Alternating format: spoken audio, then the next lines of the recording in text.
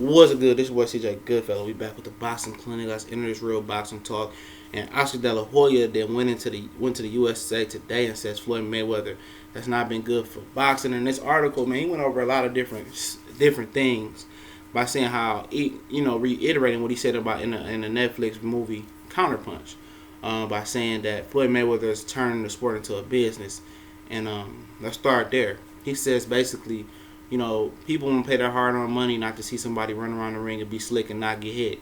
They want to see a spectacle. They want to see a war. Basically, I'm paraphrasing. That's what he said in the article. And at the end of the day, since the Oscar fight, the Ricky Hatton, the Marquez fight, you can go on and on. Pacquiao fight.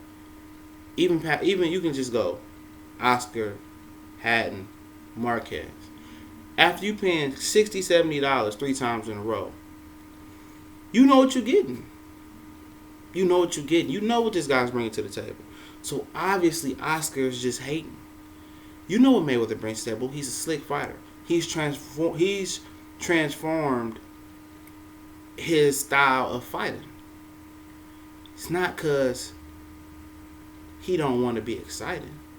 He got what he wanted. The goal was to become a transcendent star in the sport of boxing. And not only that, he was an exciting fighter from 140 on down, from about 35, 30, then. He was very exciting. It wasn't because he was, he's scared to get hit. That's a lot of casual, he don't like to get hit. We've seen him hit before. Zab, Chop Corley, Sugar Shane Mosley. We've seen it. We've seen him be hit before. It's not foreign. He has a chin, as we have seen. And that's something people most not know if you haven't followed his career. But we know he had the hand issues. And when the hand issues made him take a knee, I think he was in Grand Rapids, and it was very, very bad, he had to change the way he approached. He couldn't throw out them combinations no more. He couldn't punch with authority no more. His hands are brittle. So he has to switch it up. He has to be more accurate. He has to be good at placing his punches now. And he can't waste punches no more because his hands are brittle. So he had to transform. And Oscar knows this. And him and Bernard Hopkins have been hating. For a long time, ever since this fight was happening, they've been hating because it's rivalry. It's a rivalry. They're mad because Floyd Mayweather got his own promotional deal. And at the end of the day, he doesn't need them anymore. They used to promote his fight. They had a side deal, a straight pay deal where he would pay them so many millions to promote his fight. And that's what they get every fight. And that was bringing it in. And by them having a working relationship with him and Al Heyman, they were able to have signed, Adrian Broner, the Golden Boy, Danny Garcia, a lot of other different fighters, But when Oscar wanted to go join forces with Bob Arum, he was on his coke habit, his fishnets, and hookers in the motel. He's going through his little phase. Shit happens. They wanted to get away from Oscar. They wanted to buy Golden Boy. Oscar said no. He came back and wanted to control his company. So they knew he was coming back to control his company. So they ran out the contracts to Adrian Broner, Danny Garcia, all of them. And he took all his fighters with him. He took Amir Khan. Everybody was with Golden Boy. He took them besides Canelo. And Oscar, worked out a deal. He sent back Matisse, Santa Cruz. Maybe that's it. A couple more fighters. Got Santa Cruz back. And Oscar's still trying to rebuild what he had. He ran back to Bob Arum. But Bob Arum didn't want to fuck with him in the beginning. Didn't want to make big fights happen. So at the end of the day, he's at ground zero again with a limited roster while Al Heyman manages over hundreds and hundreds of fighters. So that's where the real beef stems from. Now the beef is being reflamed or rekindled, again for the simple fact that now Floyd Mayweather wants to knock him off his pedestal again and knock his prize fighter Canelo Alvarez off once again versus Triple G. He wanted that September 16th day. Oscar De La Hoya was able to lock in that day at the T-Mobile Arena. It was very vital to have it in Vegas at the T-Mobile Arena because that's where the A-listers go. So he beat Floyd Mayweather there. So Floyd Mayweather countered by jumping in front of the fight 3 weeks in front and making the fantasy fight that fans want to see. So Oscar De La Hoya started hating again because he's taking money out of Oscar's mouth. Now in this article, Oscar also says that in the beginning, when Floyd was fighting on his undercards, he said, I think he was promoted by Bob Arum. Obviously, if he was fighting on undercards, 9 times out of 10, you was promoted by Oscar. He was promoted by Oscar. Especially if he was fighting on undercards, more than one. He said, I think he was promoted by Bob Arum. Nobody knew who he was. He didn't have any market value. He was a nobody. before I gave him an opportunity to fight, and then he turned into a villain, and then he blew up. Absolutely, he took an opportunity and turned into the villain when Bob Arum wanted him to be this great black hype hope. You know, he wanted to be this clean cut kid, and that was the image that was gonna market him at like a Sugar Ray Leonard. Floyd didn't want to go for that shit. Floyd broke away, signed with Al Heyman, got rid of Jay Prince, broke away from that top ranked contract. His career took off. He was able to do what he wanted to do with his career and act how he wanted to act. And guess what? It paid off for him. It paid off for him. No other black fighter in history has made more money. No other fighter in history probably made more money than Floyd Mayweather in combat sports. So he broke the mold. So his jealousy there. He's transcended his expectations even after beating Oscar and blowing up doing the biggest pay-per-view at that time. He beat Canelo Alvarez. He beat the whole Golden Boy roster at welterweight and mostly 154. They gave him so many. They was giving Ricky Hatton tips. They was giving everybody in Golden Boy tips. Anybody with Golden Boy.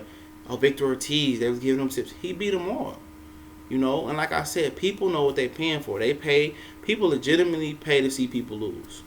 They want to see Mayweather lose. They believe the verbal wordplay. They believe the hype. They believe boxers saying, I can do what the other guy couldn't do. And then by round 6, 7, 8, they understand that it was some bullshit. And they buy into it every time. So, obviously, he did change the game from a business aspect. And why are you mad at him? You mad because fighters are now getting more percentages of the pie and the promoter are getting less money? Can't be mad at that. The dude that's taking the punches should be getting the biggest slice of the pie. Shout out to Derek Chisora for doing that dope interview a couple months ago talking about that. And his business decisions. He's one of the smartest business guys in the sport of boxing. Especially on that side of the pond.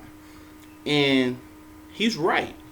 You know, how can you get mad at Floyd Mayweather? How can I get mad at a Danny Garcia, even though it's frustrating seeing he don't want to go for the Earl Spence, he don't want to do this, he don't want to fight that. But how can I get mad at Danny Garcia when Danny Garcia, for example, is fighting with no benefits?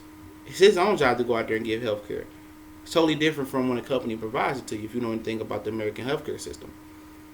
Who am I telling? He don't have a 401k.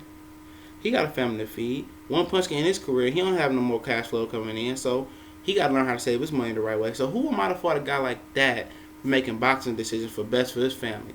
If he could fight a Ralph Saka and make $1 million, who wouldn't? That's like telling somebody, would you rather go down the deepest, darkest streets in South Central LA, or would you rather walk through, Beverly Hills for $1 million? I think all of us are going to walk through Beverly Hills before we walk through South Central LA at night, right? Exactly. Same thing. Same analogy. And that's what it is. He made it business-wise. You know why he's so popular amongst young fighters and black other athletes? Because he changed the game. It's business now. I'm not happy about it. But at the end of the day, it is what it is. These fighters got to eat too. Look how many fighters is broken up. Riddick Bowe can't talk. James Toney can't talk. Muhammad Ali shaking. All these other fighters that don't have any means, don't have nothing to show for it. Joe Frazier died with nothing. And now that some fighters going to have an opportunity to make a lot of money, putting their life on the line every time step in the ring, because Floyd Mayweather paved that way. But you don't hear about the positive things they say that Floyd Mayweather do. It's always negative, always hate, especially coming Oscar and Bernard Hopkins. And Bernard Hopkins wasn't the most exciting fighter in the world. Boring as shit most of the time, especially later in his career. Excuse maker, crybaby. Oscar De La Hoya, excuse maker, crybaby. I train hard, but you always fade out. So they hating on him because of this fight. If Floyd Mayweather wasn't in this equation, this kind of McGregor fight wasn't made, and Canelo Alvarez would have got the McGregor fight instead of Triple G, they'd have been building this up. So basically, it's just simply hate because of competition. It's hate because Floyd left them. That's all it is. It's hatred. It's hatred. And he tries to do the same thing with Canelo Alvarez and pull all these business deals, having him drop his belt, clowning Peter Quillen on the Netflix exclusive counter punch about dropping his belt, then turn around and have Canelo drop his belt. If he really had the best interest in boxing, would we really be getting Miguel Cotto and Kamagai? Wouldn't we really be getting David Lemieux and Danny Jacobs instead of David Lemieux waiting on Miguel Cotto? When we got Canelo Alvarez and Triple G in May, or at least last year, a long time ago, if Oscar De La Hoya had the real, genuine concern for the sport of boxing. Answer me that question. You know, people say, "Oh, he's an excellent promoter." He has no choice but to be the excellent promoter. He doesn't have no horses in the race, none left. You know, he has Canelo Alvarez, and if he goes down Saturday, then you know you got to build another story. You got a lot of young guys coming up. At the end of the day, it's hatred because of Mayweather is successful. He's more successful than they thought he can be. He's not working with them anymore business wise, and it's hatred. And that's what Oscar's built on. He's making himself look like a scoring X, and a guy with a lot of skeletons in his closet shouldn't be talking. But we gone.